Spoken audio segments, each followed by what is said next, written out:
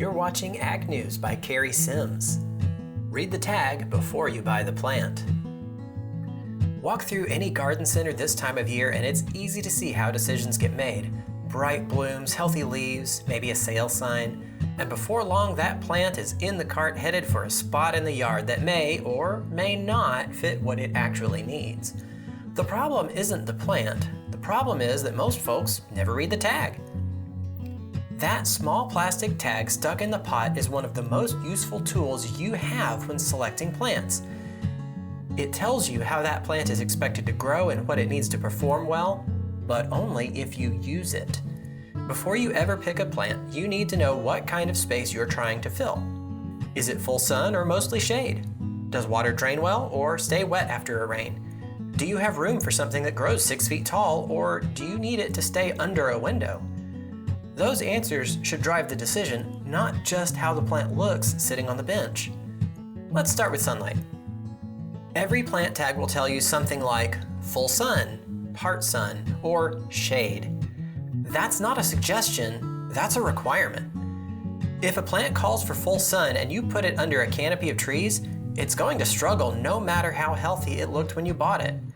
In East Texas, this matters even more because many of our homes are blessed with large, mature trees.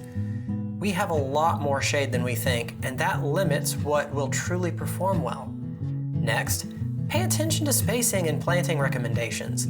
Those guidelines are there to help roots establish, reduce stress, and allow the plant to grow the way it was intended.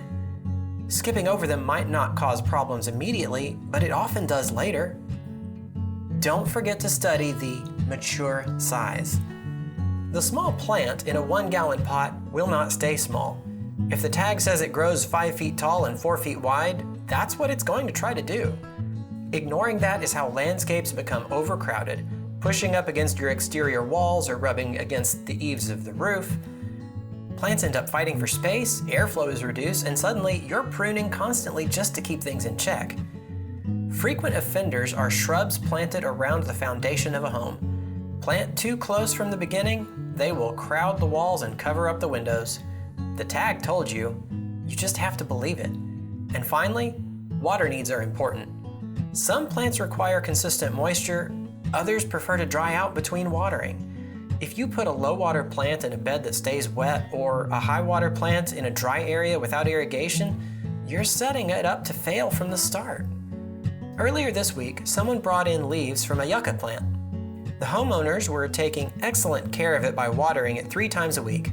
The fact is that yucca is a wonderfully drought-tolerant plant that is highly sensitive to waterlogged soil and requires excellent drainage.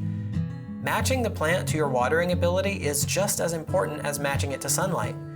The mistake isn't buying bad plants, it's buying the right plant for the wrong place. My wife bought blue spire salvias for their beautiful blue blooms and hardiness. The problem was that the salvias need 6 to 8 hours of full sunlight. The space allocated for them was under 2 large oak trees that cast full shade most of the day. Just like our salvias, the information needed to avoid mistakes is right there on the tag. Good gardeners don't just shop with their eyes. They take a few extra seconds, read the label, and match the plant to the conditions they actually have.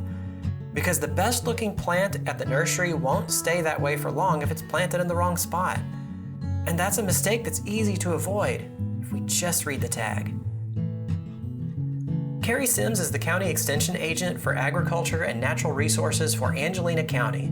His email address is cw-sims@tamu.edu. The members of Texas A&M AgriLife will provide equal opportunities in programs and activities, education, and employment to all persons regardless of race, color, sex, religion, national origin, age, disability, genetic information, veteran status, sexual orientation, or gender identity, and will strive to achieve full and equal employment opportunity throughout Texas A&M AgriLife.